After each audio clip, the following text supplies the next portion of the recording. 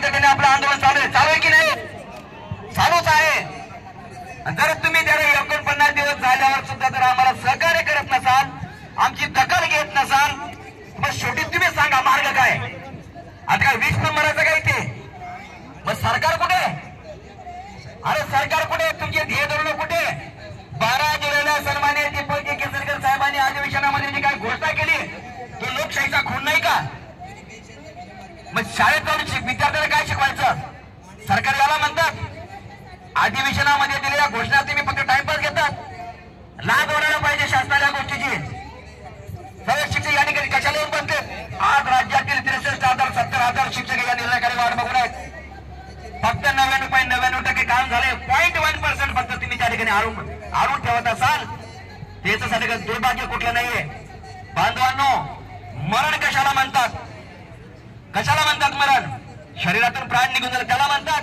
अरे नाही, ज्या स्वप्ना खातीर आपण नोकरी करत आहोत, ज्या संसारासाठी आपण जगत आहोत, ज्यासाठी हा संघर्ष लढा उभा केलेला आहे, त्या संघर्षामध्ये जर आपला वाटा नसेल आणि घरी बसून जर त्या ठिकाणी ऐकते घेतो, याला मरण असं म्हणतात. लक्षात ठेवा, कर या मरोची परिस्थिती आपल्यावर आलेली आहे. साक्षात एक आपला पालक शिक्षण मंत्री आपल्या सोबत आहेत. पण लक्षात ठेवा, जर आपण एवढे प्रयत्न करून त्याला थोडंफार जर अपयशाची जर दिशा दिसत असेल तर त्या वेळेस आपली घालमेल कशी होती विचार करा.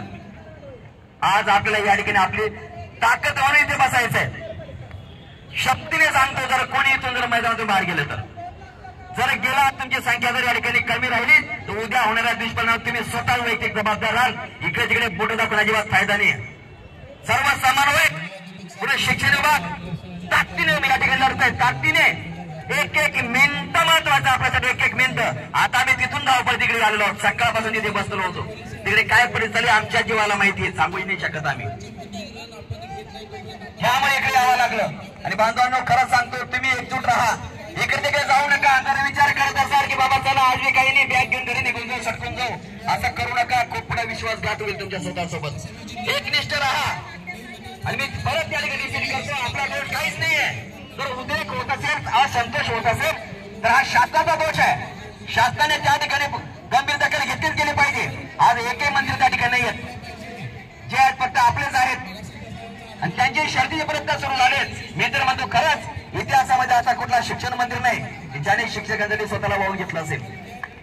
नाही अजिबात. आज आम्ही डोळ्याने बघून आहोत. आज अक्षरशः डोळ्यात पाणी आलं आमच्या त्या ठिकाणी. अशी परिस्थिती निर्माण झालेली होती. आणि आज त्या ठिकाणी जर ताकद पाहिजे तर तुम्ही आणि आपण हे मैदानाचं आहे, लक्षात ठेवा. आणि जर याद रखा, जर